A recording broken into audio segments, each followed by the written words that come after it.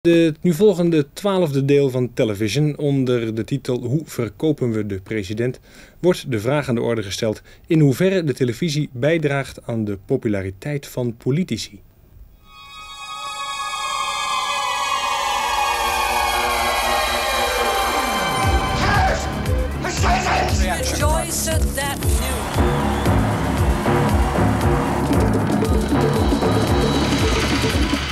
I shall resign the presidency effective at noon tomorrow.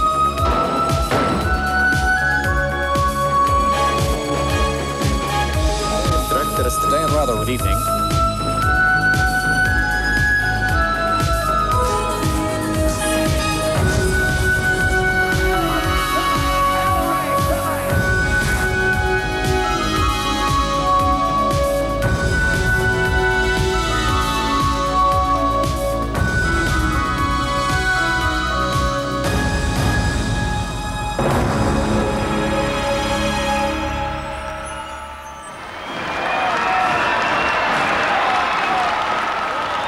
There isn't an event that takes place in presidential politics now that isn't done with an eye to what kind of an image you're going to be creating on television.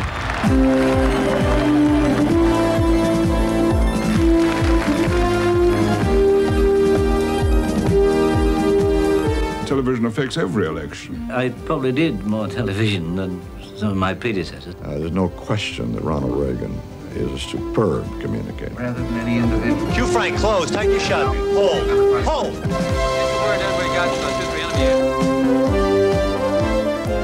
Margaret Thatcher op het verkiezingspad. Haar voertuig, televisie. Nowadays, an election campaign is what people see on television. If you go back to before the age of television and ask yourself what an election campaign consisted of, I think you'd have to say, well, it was big public meetings in the local constituency, canvassing, election addresses. Most of that has now disappeared as an important part of an election campaign. Television is by far the most effective medium now. Mr. Chairman, ladies and gentlemen, thank you for your wonderful welcome to South Bradford tonight. Most politicians will do almost anything to appear on television, especially during an election campaign. The devastation of industry goes on. The destruction of services goes on. People believe what they see and hear on television. They're very skeptical about what they read in the press. People feel that they've simply got more information on which to judge the truthfulness of what they hear and see on television than they do if they're reading a newspaper. Millions who thought that they could spend In dit programma eerst hoe de televisie verkiezingen heeft beïnvloed. Ruled by fear. NBC Television. De belangrijkste functie van televisie in Amerika is om reclame te maken. Al rond 1950 kwam men op het idee dat als televisie goederen kon slijten, dat ook met politici wel zou lukken.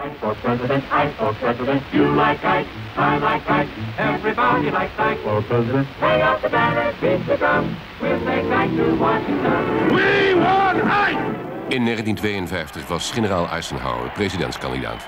Hoe hij de televisie gebruikte, zou voor alle politici na hem van invloed zijn. If parties are represented on television, they're represented by people, and so it could be argued that people are judging the politicians rather than the parties. Eisenhower zag niks in televisie, dus werden adviseurs ingehuurd om hem op zijn gemak te stellen. He never felt easy until the actor Bob Montgomery was brought in. And he got Ike to be easy. He forgot about the camera. He just talked to the people who asked him the questions. And I thought came over extraordinarily well. Het is twijfelachtig of de televisie de kiezers werkelijk zo heeft beïnvloed dat Eisenhower won. De televisie redde toen wel het politieke leven van Nixon. De pers beschuldigde hem van het gebruik van geheime verkiezingsgelden. Eisenhower wou hem toen niet meer als vicepresidentskandidaat. In zijn wanhoop besloot Nixon om via de televisie de pers zwart te maken en zo stemmen te winnen. He decided that the only way he could handle the problem with part of Eisenhower's staff against him and some for him was to come back and make a dramatic televised speech. I own a 1950 Oldsmobile car. We have our furniture. We have no stocks and bonds of any type. I should say this, that Pat doesn't have a mink coat, but she does have a respectable Republican cloth coat. And I always tell her that she'd look good in anything. we did get something, a gift. It was a little Cocker Spaniel dog, black and white, spotted. And our little girl, Tricia, the 6-year-old, named it Checkers. And you know, the kids, like all kids, love the dog. And I just want to say this right now, that regardless of what they say about it, we're going to keep him. Why do I feel so deeply? Why do I feel that in spite of the smears, the misunderstanding, the necessity for a man to come up here and bare his soul as I have? He defended himself not by talking about the issue, although he gave it short shrift, but by talking about the fact that he, appealing emotionally, he was just a plain man, and he got away with it. Wire and write the Republican National Committee whether you think I should stay on or whether I should get off. I'm going to continue this fight. I'm going to campaign up and down in America until we drive the crooks and the communists and those that defend them out of Washington. And remember, folks, Eisenhower is a great man, believe me. Time purchase for this program is now elapsed. Midden in de uitzending draaiden ze Nixon weg, maar zijn verdediging werkte. Telegrams by the tens of thousands swamped Republican headquarters in Washington. The unscheduled campaign drama builds and builds. After fulfilling speaking obligations, Senator Nixon flies to Wheeling, West Virginia for a meeting with General Eisenhower. Ike personally greets him, says to Nixon, "You're my boy." Probably that speech had more impact and response per viewing set than anything in television history. I think that's unquestionably true. Uit Nixons geval bleek hoe politici de televisie voor hun karretje konden spannen. Dus vond de Engelse BBC dat de televisie bij verkiezingen gewoon maar niets moest doen. Well, there was a theory that the BBC must at all costs not be seen interfering with the electoral process. And that, incredible though it seems today, meant that the course of the election was not reported in news at all. There was no coverage on television or radio of any kind of an election campaign. Now, we thought this was rubbish, and if television had any function, it was to inform people about what's going on in the country, about politics, and the most important time of all was just before voting. We therefore wanted to change the practice. Our cameras are inside the counting room at Rochdale Town Hall, and Brian Inglis is waiting there for you. Good evening. I'm standing right inside the counting room at Rochdale. Around me, the count to decide this first television by-election is going ahead energetically. Wat moest televisie tijdens verkiezingen dan wel? The candidates got together themselves and came up with a formula which was equal time. And of course this was right, because the moment you come to think about it, once a writ's been issued and there's an election, whether it's a general election or a by-election, the slate's wiped clean, and each candidate should have an equal chance and equal time to present his case, and that has remained the same ever since. Dus kreeg tijdens de verkiezingen de toenmalige minister-president Harold Macmillan evenveel zendtijd als Hugh Gaitskell, de leider van de oppositie, zodat ze een even groot publiek konden bestrijken. Français, le 28 octobre. In Frankrijk deed men niet aan zulke aardigheidjes als evenveel zendtijd voor alle partijen. De Gaulle liet zijn tegenspelers helemaal niet op de buis toe, want volgens hem was televisie een verlengstuk van de regering. Dat zou hem later nog opbreken. Tout le monde sait. De Gaulle made the mistake of thinking that if you control the television networks, you control people's votes. I mean, this is something that French politicians, at any rate, left, right and center, cannot get out of their heads. Good evening. The television and radio stations. Het eerste duidelijke voorbeeld dat de televisie de verkiezingsuitslag kan beïnvloeden. Tijdens de presidentsverkiezingen van 1960 gingen Richard Nixon en John Kennedy in een directe televisieuitzending met elkaar in debat. In de CBS-studio's in Chicago gebeurden er toen schijnbare onbenulligheidjes waarmee men later voor goed rekening zou houden. Uitdager John Kennedy had namelijk de hulp ingeroepen van adviseurs die veel doorkneder waren in het gebruik van televisie dan die van Nixon. The studio was quite warm. We thought that maybe it should be cooled down a little, and we decided not to do that, just to leave it the way it is, because Nixon was the kind of person who sweated a lot in heat. When the debate started, it became clear not only that his makeup was bad, but that this warmth of this studio was making him sweat a lot. CBS, who ran the debate, told him that they would have a dark background Nixon would stand out better with a light suit. They painted a very, very light background. Kennedy showed up in a dark suit, leaving a very strong suspicion that he was told this was the way it would be done. Senator John F. Kennedy. Mr. Smith, Mr. Nixon. In the election of 1860, Abraham Lincoln said the question was whether this nation could exist, half slave or half free. We had an agreement of having a reaction shot of the opposing candidate because I thought that it would redound to the benefit of Kennedy. And I knew that the candidate Nixon had a tendency to perspire and that somewhere along the line he might wipe his brow. And I felt that again would be in our favor. Toen begon Nixon, maar de kijkers herinnerden zich later alleen hoe hij eruit zag. I think that the reason that I voted... He had been advised to wear makeup every time he went on television for years and years. He refused to allow a makeup man to come near him in that debate. After that debate, we went out and hired the best Hollywood makeup man we knew. Maar Kennedy's vaklui hadden nog wat in petto. I'd suggested that they both stand. Nixon had the misfortune of being in the hospital with a bad leg, and standing on the bad leg forced him to shift his weight during the debate, and I just felt that would redound to the favor of Kennedy. While the overwhelming number of people who saw the debates believed John Kennedy had won them, the equally overwhelming number of people who only heard them, didn't have a television set, listened on the radio, thought Richard Nixon had won them. Which shows that it is not so important what you say on television, but how you present it, the fashion in which you appear on television. Thank you. Zonneklaar bleek nu dat televisie niet het goede middel was om politieke standpunten over te brengen. Nixon, die er zich in 1952 op de televisie uit redde, verloor in 1960 omdat hij er toen zo beroerd uitzag. And then the next morning around 8, we started a motorcade into Cleveland. And it was clear from the first minute that the crowd reaction was entirely different. Now people were involved with Kennedy. They were shouting at him, saying, "You were terrific last night. You got him last night."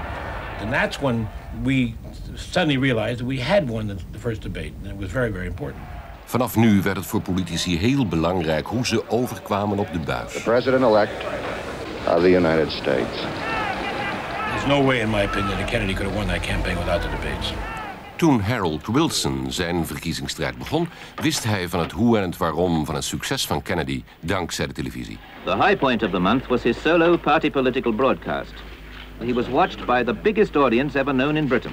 21,500,000 people saw the broadcast. Britain's influence will never be what it ought to be if we don't succeed in tackling the economic problem. He was a young man in his 40s, and television was just becoming important, and he was the first party leader and prime minister at a young age to come into the business of television. That so long as I'm prime minister of a conservative government... Wilsons tegenstander was Alec Douglas Hume, die weliswaar een vlotte spreker was, maar die niet hield van televisie omdat hij er niets van begreep. I ought to have done more. I mean, I think I ought to have practiced it more, but I never knew I was going to be prime minister. It hadn't occurred to me. Well, let's be generous. They're talking about 3.5% now because it's election year. Wilson hield bij zijn verkiezingstoespraken rekening met de televisie, inclusief schrijvers uit de zaal. 7 and 6 a week. I think I can get through without help. I'm just going to make this speech my own way, if you don't mind. And I'd just like you to know it is my own speech. I wrote it myself. It wasn't... Wilson wist dat de microfoons de stem uit de zaal niet oppikten, dus kon hij het voorval uitbuiten voor het bespelen van zijn televisiepubliek. But if you don't want me to deal with pensions, there are many pensioners here who do, and I propose to do it. Now, so far, in a moment, now do sit down. The audience, your own people particularly, really like to see you deal with hecklers. I think, of course, if you get a bit of heckling on television there, it's a great gift, provided you know how to handle hecklers. I wouldn't take any notice of them, ladies and gentlemen. Just let them... Sir Douglas Hume kon schrijvers niet aan. Hij besefte niet dat hij niet hoefde te schrijven om boven een rumoerige zaal uit te komen, dankzij de microfoon. I always thought that one of the marks of democracy in this country was that we were allowed to hear the other party's case. Well, I'm going on speaking so that everybody hears whether they like it or not. Zijn televisieoptreden was een ramp. I rather blame myself for not studying the techniques of television more than I did. I looked hunted rather by the sheer noise and impact of noise. And that had a bad effect. I think the election we lost by a short head, but I think it just began to turn at that point.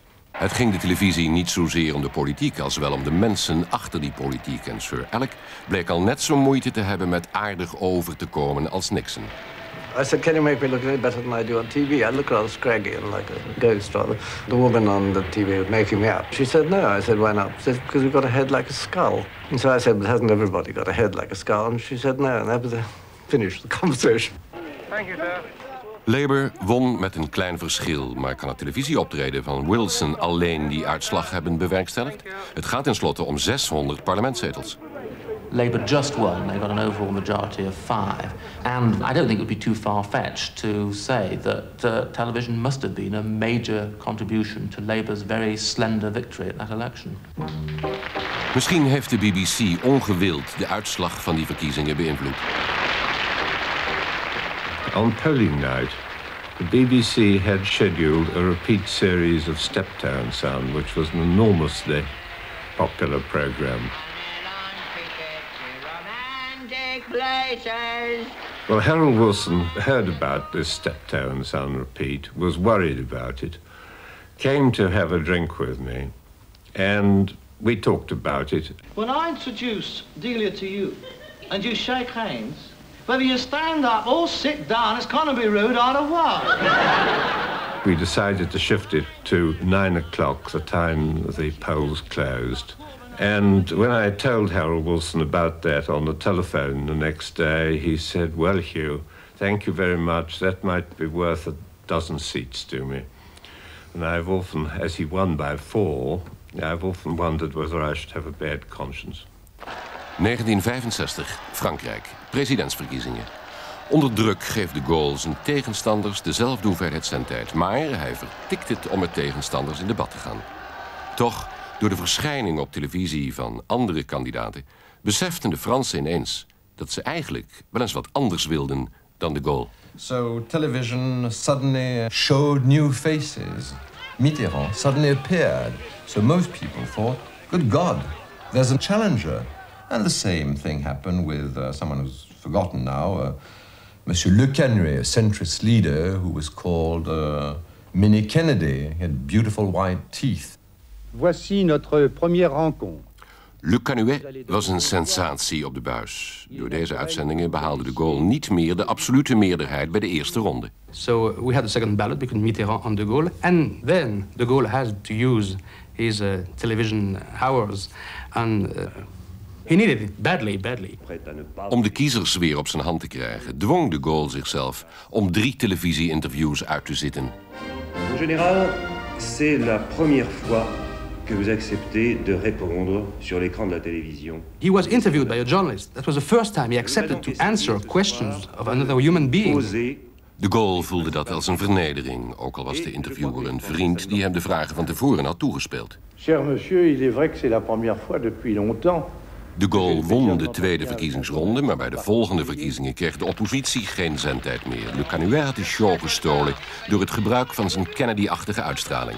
In 1965, Jean Le Canuet sent a group of his advisors to Los Angeles to see me because he considered himself a personification of kind of Kennedy in French politics, but he wanted to know the, how you put it together, how you did it.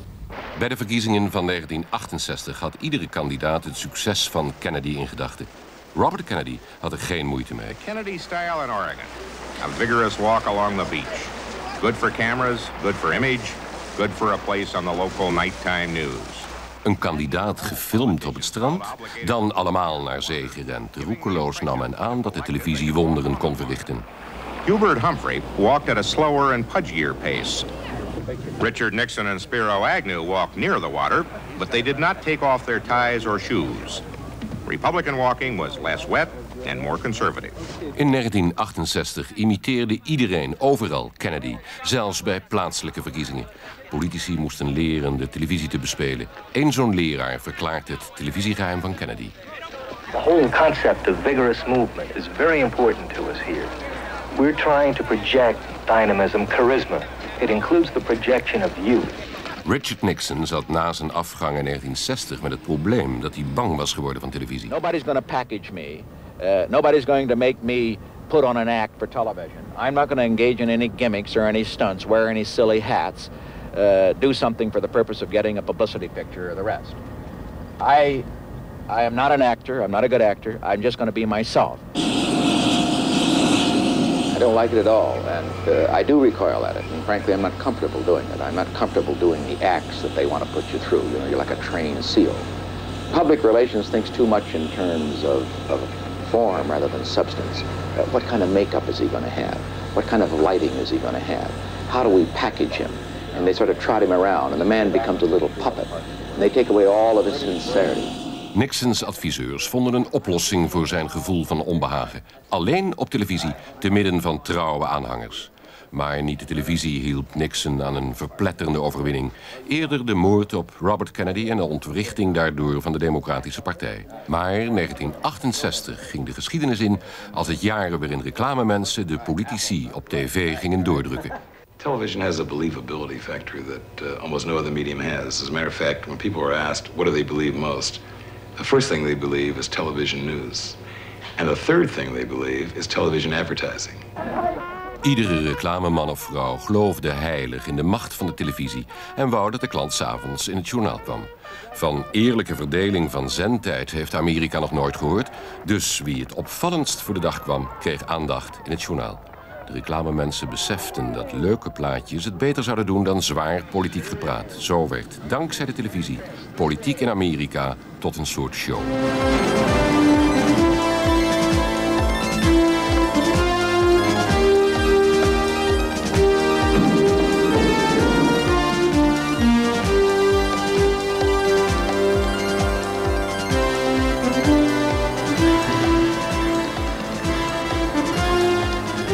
Sooner or later, we're going to have enough courage in our daily coverage of a campaign to say, today the candidate was in 6 different cities creating media events and he said nothing.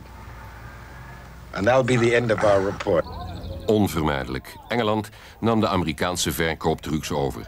Als Harold Wilson zijn zendtijd besteedt aan alleen beestenaaien, krijgt toch zijn tegenstander wettelijk evenveel zendtijd. En bij gelijke zendtijd gaan de kiezers ze met elkaar vergelijken. Dus iedere kandidaat moet even goed overkomen.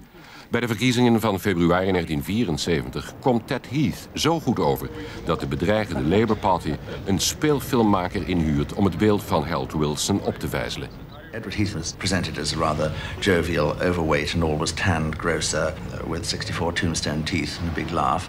He was nevertheless a very smart image, whereas Harold Wilson was, at that time I think, depicted by cartoonists rather cruelly as a sly garden gnome with a Yorkshire accent with tobacco-stained teeth and a pipe and perhaps even bicycle clips. The very first thing I did was to get him 6 new suits. And so when he got out of the car, we made absolutely certain that he got out in a pristine, crisp jacket and a clean shirt and a clean tie. And the ties were identical and the shirts were identical, so that he always looked as if he just travelled perfectly and uncreased. And we also travelled a makeup man who kept him made up all the time. You see, he'd seen the American elections. He'd been very keenly aware of what had happened with Jack Kennedy. The way I perceived it was that we were selling a president.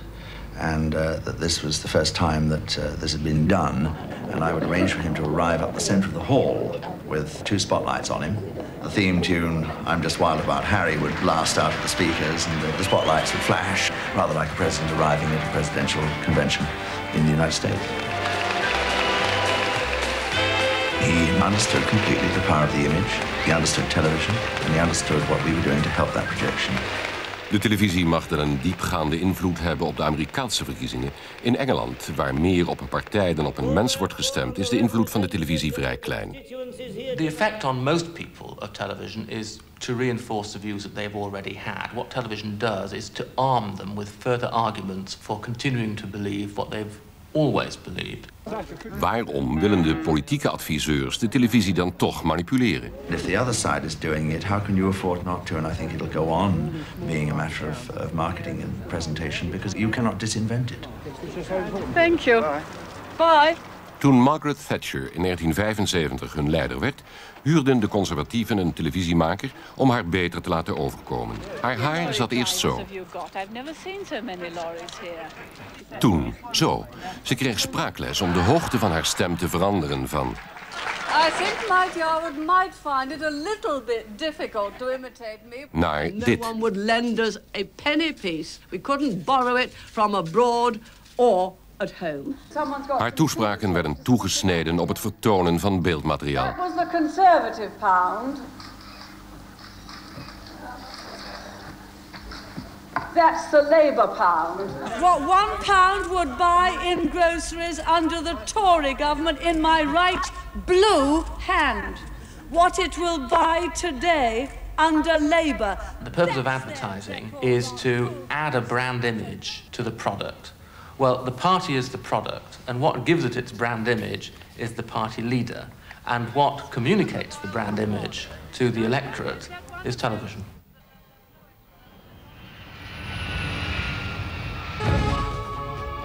In Amerika wordt de verkiezingsstrijd tussen twee man uitgevochten en een gevecht levert prima televisie op.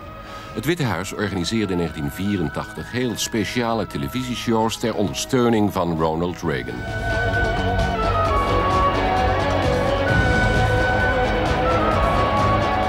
De staf van Reagan deelt bijvoorbeeld van tevoren posters uit langs de route die de camera's op weg naar de bijeenkomst zullen afleggen. 1, 2, 3.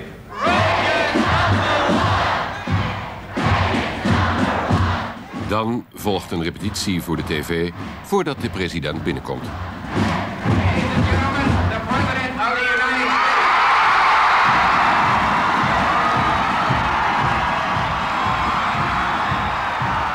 The stagecraft has become more and more sophisticated as television has become more and more important to campaigns. Everything in a presidential stop now is planned down to the last detail. There is usually a curtain behind him. You see only the curtain. It's a wonderful backdrop. It's a very nice television picture. And the White House understands that pictures on television are as important sometimes as what the viewer is hearing. That many people tune out, in fact, on what they're hearing. And if they see Reagan in a triumphant situation, balloons, people yelling, a lot of excitement, that is more positive. So that whatever the commentator says, if the background picture is good, it's often a positive story. The White House decides what is available for me to show in the way of their candidate. They know how television works. For instance, these rallies that the president attends, the people at those rallies are backdrops for him to be seen on television. They're all people who support him. They're going to vote for him anyway. They're not people off the street who wander in, but it's all orchestrated, and he flies from place to place so that we can have a different locale. Their only purpose is to be there so that the television cameras can see a screaming throng of wildly enthusiastic supporters. That's so that on television that night, Ronald Reagan can be seen projecting his message, but the message is what's on television, not what's heard in the hall. President Reagan is not really running scared in this last week. Wat Witte Huisverslaggever Sam Donaldson nu zegt, doet er niets toe. Rondom Reagan weten ze dat de cameramensen toch alleen die plaatjes kunnen maken die het Witte Huis zelf heeft voorgekookt. This is Sam Donaldson. President Reagan set out on this last full week of the campaign to do more than just hold on to his lead. His aim is clearly to produce a landslide victory over Walter Mondale. People start speaking not in paragraphs, not in long speeches, but they begin speaking in what we call sound bites in this country. And that is 15 to 30-second clips for television. Na voorgekookte beelden nu ook voorgekoud geluid. Zijn toespraakschrijvers voorzien de president van korte, guitige zinnetjes die zeker het journaal halen. Hapklare brokken. Let's forget about the past. If I had his past, I'd want to forget about it too. If my opponent's campaign were a television show, it would be, let's make a deal. You get to trade your prosperity for the surprise behind the curtain. And if his campaign were a Broadway show, it would be called Promises, Promises. If his administration had been a novel, a book, you would have had to read it from the back to the front to get a happy ending. Zo stak het Witte Huis het televisiejournaal in zijn zak en de televisie vond het al lang best. De televisie kreeg zijn plaatjes en het Witte Huis kreeg de president prima op de buis. Alleen de politiek zelf kwam amper ter sprake. Als journalisten belangrijke onderwerpen op het vliegveld wilden aansnijden, kwamen ze niet verder dan op schreeuwafstand. They don't want to take any risks. And you can minimize risks by not having to answer tricky questions from the press. Tijdens een echt interview op de televisie kan een kandidaat altijd door de mand vallen. You have been saying in your television ads that you didn't always agree with President Kennedy. If you were elected president, you'd cut taxes 30% the same way he did. Well, no, I don't know what the rate of cut was. I said that he went for a broad-based cut in the income tax. I don't know what the percentage of that cut was. I didn't always agree with President Kennedy, but when his 30% federal tax cut became law. Do you remember saying those words? I don't remember saying that because I honestly don't know what the rate of tax cut was. Well, perhaps someone else wrote them for you. And I'm sure, but I don't even remember reading that. Maar de Amerikanen kon het geen lork schelen. Reagan prentte ze via de buizen in dat de buitenkant belangrijker is dan de inhoud. The big American flag, which is always in the background, is a backdrop which says not only is he president of the United States, he is the country.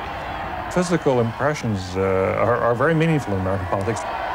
One of the reasons that we wanted to debate Carter in 1980 was that Reagan was several inches taller than Carter. And just physically standing at a podium made him more impressive. Als de raadgevers van de president al uiterlijk vertoon zien als de kern van het debat, zal de televisie de politiek onderuit halen. Maar in het debat kwamen toch kernpunten ter sprake. We can get into a war by letting events get out of hand as they have in the last 3.5 years, until we're faced each time with a crisis. I think habitually, Governor Reagan has advocated the injection of military forces into troubled areas. Maar de volgende dag wisten de kijkers alleen nog hoe leuk Reagan die Carter voor schut had gezet. Dat had hij prima op de camera gespeeld. There you go again. Voor Amerikanen is politiek wat ze als politiek verkocht krijgen. Wie verliest, geeft dus terecht de televisie de schuld. Modern politics today requires mastery of television. And by instinct and tradition, I've never I don't like these things, as a matter of fact. Those of us who want serious office must be serious people of substance and depth, and must be prepared not just to handle the 10-second gimmick that deals, say, with little things like war and peace. I therefore declare Neil Kinnock elected as leader of the Labour Party. Het Engelse politieke spel wordt steeds Amerikaanser. Bij de voorlaatste verkiezingen leed Labour zo'n verpletterende nederlaag dat ze toen hun heil in televisie ging zoeken. Dus koos ze als partijleider een man die sterk overkomt, nog gesteund door overtuigende reclamefilmpjes. If you ask why Neil Kinnock was considered for the leadership in the first place, and I think one of the reasons has to be that he did look very good on television. I think he could be called the first party leader who has got to his position mainly because of his skills on television. I'm aware of the fact that part of the reason for my election was to do with the fact that I find television a comfortable medium. Here in this crowded, dangerous, beautiful world, there is only hope if there is hope together.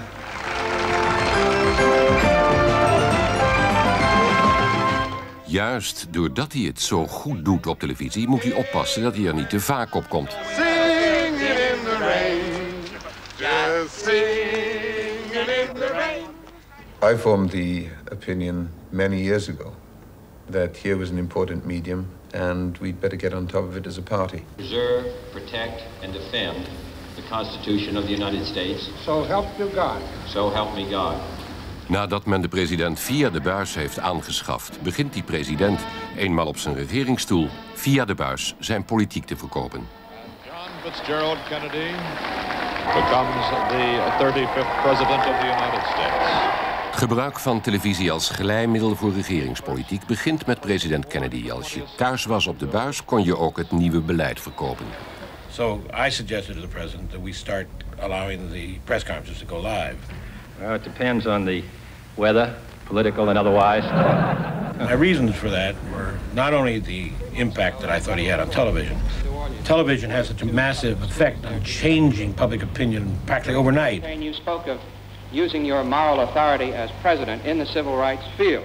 Rechtstreekse persconferenties brachten die politiek bij de mensen thuis voordat de kranten hun commentaar konden geven. En Kennedy repeteerde als een toneelspeler. As far as New Orleans goes, it is my position that all students should be given the opportunity to attend public schools regardless of their race, and that's in accordance with the Constitution. We'd work up a list of about 100 questions. Then, on the morning of the press conference, we had a breakfast with the president. And I would sit opposite the president, and I would ask him these questions, but again, in the manner in which a journalist would ask them, not just easy lob questions. And he would say, okay, I can handle that one, I can handle that one. I will attempt to use the moral authority or position of influence of the presidency. We predicted accurately about 90% of the questions that were asked in press conferences through our system. Het lijkt dat Kennedy zijn wetgeving voor gelijke burgerrechten erdoor drukte met zijn rechtstreekse persconferenties. Democratic platform promises to work for equal rights for women. Als hij te stevig aan de tand werd gevoeld, wendde hij zich in een afleidingsmanoeuvre altijd tot die journalisten. In een rookgordijn van grappen ontsnapte hij dan aan de gevaarlijke vragen. What have you done for the women according to the promises of the platform? Well, I'm sure we haven't done enough, and we ought to do better than we're doing, and I'm glad that you reminded me of it, Mr. President. In Frankrijk, waar de regering de televisie in de zak heeft, is de persconferentie van de president het middel om de publieke opinie te sturen. Enfin, les États-Unis, la Grande-Bretagne et la France. Presidential TV conference is a set piece, and it's been so ever since the general started this show. In de Gaulle's days, sometimes questions were fed in advance to some journalists.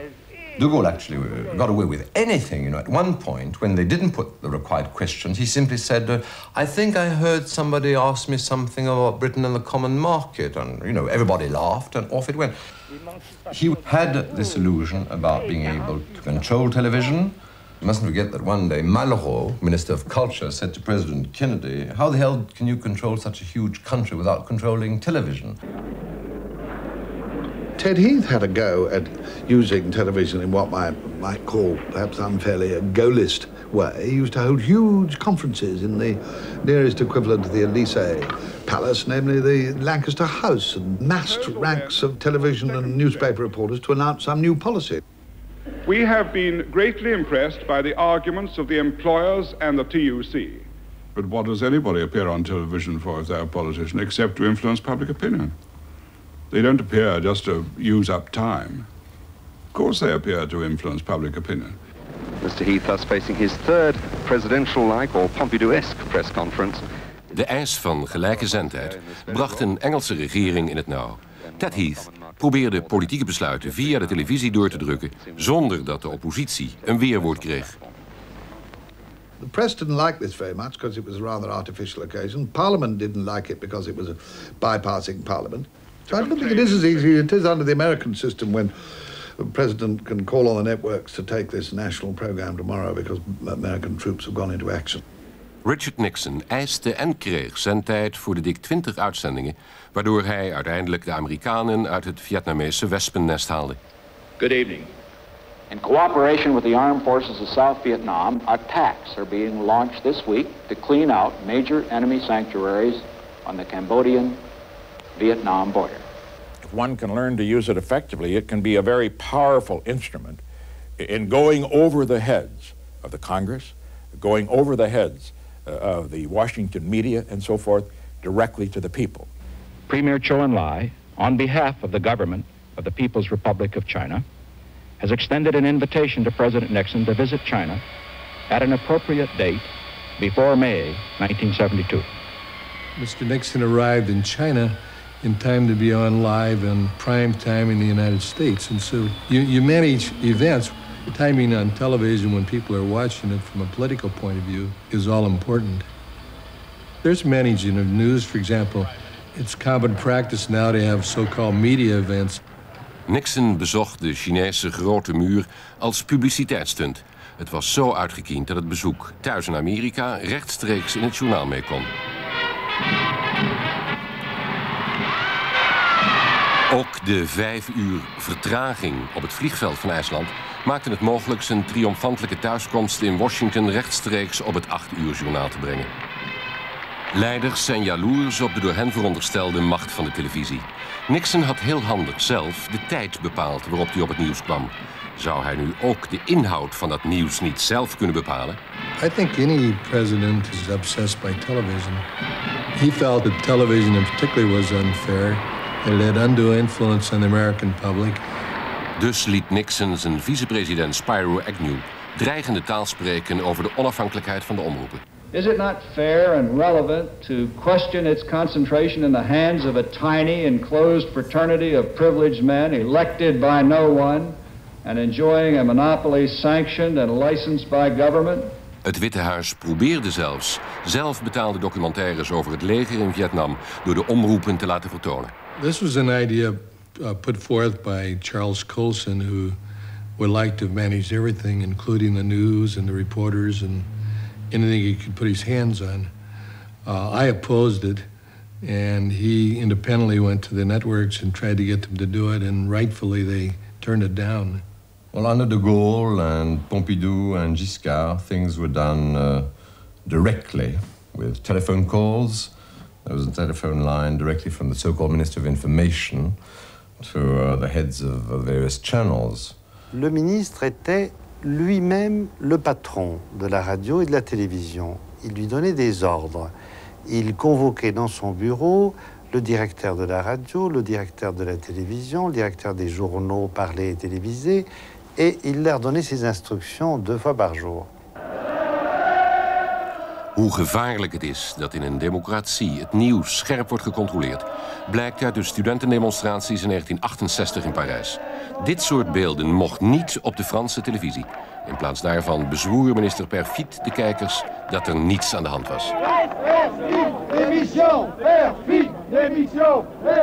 Je ne suis pas spécialement fier de cette déclaration que j'ai faite, car elle n'était pas du tout dans le ton. Mon discours tombait tout à fait mal. Et donc, ça a été sûrement une erreur de le faire à ce moment-là. De Gaulle moest ontdekken dat hij de televisie toch niet in zijn zak had. Vanwege de censuur staakten de journalisten en ontnamen ze hem zo zijn platform van waar hij de gebeurtenissen beïnvloedde. Later zei hij, toen ik hulpeloos was, staken ze me van achter neer. Politici zijn afgunstig op de macht en invloed van televisie. India is de grootste democratie ter wereld, heeft vrije kranten, maar het nieuws is een regeringszaak. Gecontroleerd door het ministerie van Voorlichting. 4, 3, 2. The Congress S has authorized the party president, Mr. Sharad Pawar. While you're going through extremely difficult phases of development and you have a long way to go, this is the time of the greatest expectations as well as the greatest disappointment. So there has to be some medium which helps to hold people together and projects a national point of view. Belangrijk onderdeel is dus het staatshoofd iedere dag in het zonnetje te zetten. Dankzij het ministerie van Voorlichting was wijlen mevrouw Gandhi iedere ochtend te zien op haar paleis als ze dorpshoofden ontving. Dat zat dan dus als regel in het 8-uur-journaal. On TV and radio we expect to give a government point of view also, because here, you know, the government doesn't have any paper of its own. The press here tend to stress what is wrong rather than what is being achieved or what is right. Maar journalisten van de onafhankelijke kranten in India hebben grote bezwaren tegen deze regeringspropaganda via het journaal. The government owns the entire radio and television. And today it really believes that the function of radio and television is to lie on behalf of the government. The resolution also called upon the Prime Minister to call a meeting of political parties to suggest... Little do they realize that nobody believes the lies. The government television can go on broadcasting that yes, prices are falling. But your wife and you have to go and purchase the vegetables. The Shah of Iran must have controlled the radio and television. He must have probably dominated the entire printed word. Khomeini must do it today. All his controls did not save the Shah in the end. In Italië kennen de grote politieke partijen een heel eigen systeem om het nieuws op het journaal te beheersen. Ze hebben allemaal een eigen kanaal. Dit is de journaalploeg van de socialisten op weg naar een belangrijke politieke gebeurtenis in het parlement. De christendemocratische ploeg komt hetzelfde filmen voor het eigen kanaal. E non è prevista in alcun modo un'adeguata copertura, ascenderebbero a questo punto. Beiden maken een bijdrage over een nieuwe wet dat de hoofdschotel zal zijn van hun 8-uur-journaal. De socialistische journaalploeg filmt in de zaal alleen hun minister die het wetsvoorstel indient. Maar de conservatieve ploeg filmt in de wandelgangen de eigen Kamerleden die hun bezwaren spuien. Kanaal 1. De conservatieven luchten hun hart tegen het regeringsvoorstel. Sul decreto anti-inflazione il governo porrà la fiducia anche a Montecitorio per superare... Op kanaal 2, de studio ligt pal naast de andere, zijn de socialisten het gloeiend eens met hun minister. Misschien vinden de partijen dit een prachtsysteem, maar die kijker die het voornamelijk van televisienieuws moet hebben, raakt totaal in de war. In Engeland eisen de regeringen van zowel journaal als actualiteitenrubrieken politieke onpartijdigheid. Maar de door de regeringen ingestelde Raad van Toezicht heeft vroeger wel geruchtmakende programma's verboden, omdat die niet het openbaar belang zouden dienen.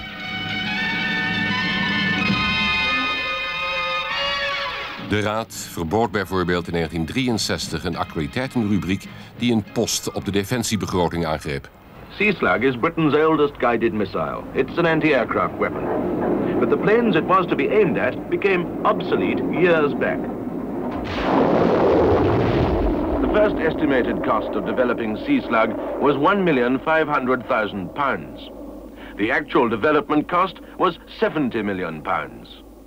They banned the defense spending program on the grounds, first, that it was inaccurate, and second, that it gave a distorted picture of the defense budget. The truth of the matter was that the ITA itself was shocked and knew that the government department concerned would be shocked. And they could not bring themselves to believe the degree of careless expenditure that was going on in the services at that time. So they took the instinctive reaction of saying no. Ook dit programma werd verboden. The county court at Wakefield, Yorkshire, scene of the Pelson bankruptcy hearings, the most sensational in British legal history. Under scrutiny, one man's relationship with scores of councillors, local government officials, top civil servants and senior members of parliament. There were people there who, again, thought the program would subvert the orderly, proper government of this country by local authorities, by government. They were protecting what important people often protect, which is the body politic, which means not only the government, it means everyone who's concerned with seeing the country is run in an orderly and proper manner.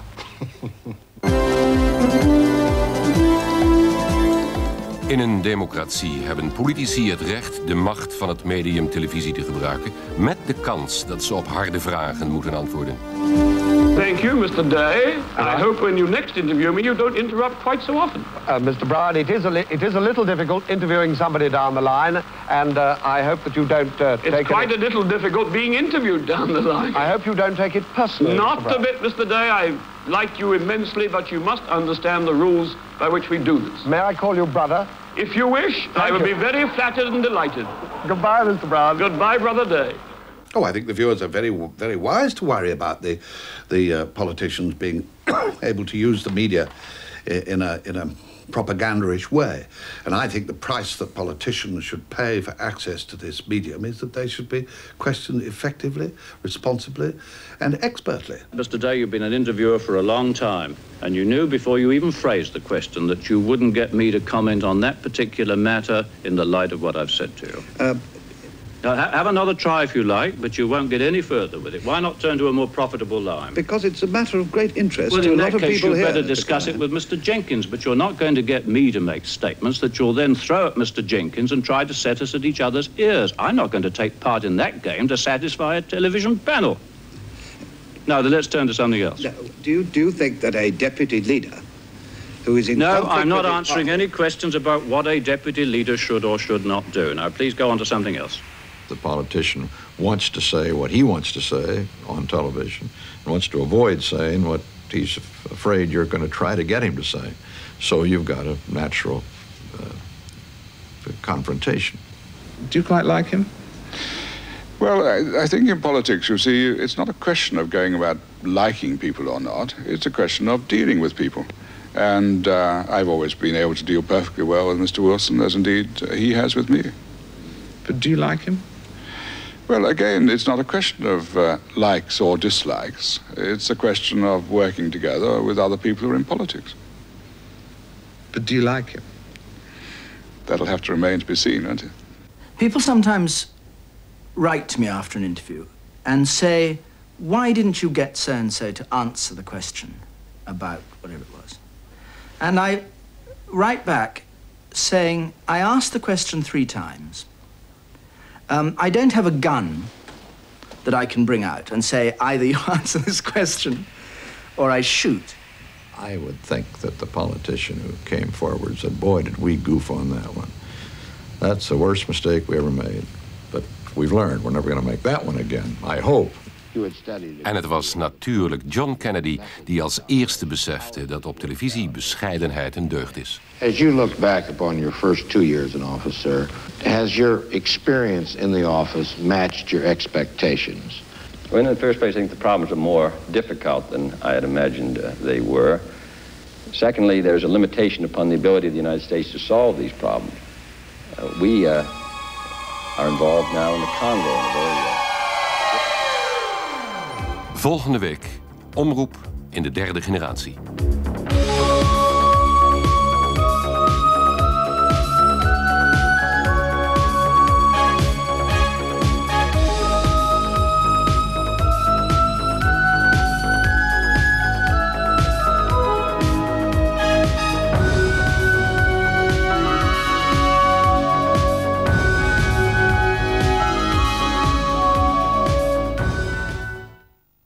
In een uitzending van 3 kwartier praat Den Haag vandaag straks door over Prinsjesdag.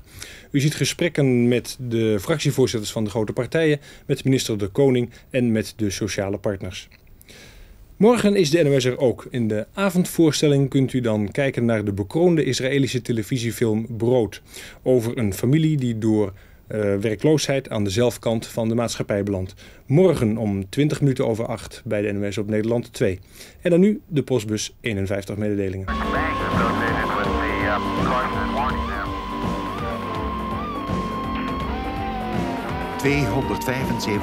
kilometer van de aarde op weg naar de maan was de Apollo 13 opeens een zwaar beschadigd wrak. Door een explosie in het besturingsgedeelte viel de elektrische stroom uit. De Apollo 13 was ten dode opgeschreven, tenzij de astronauten gebruik maakten van de maanlander om energie en zuurstof te leveren. Die reddingsboot moest ze in leven zien te houden naar de maan en terug.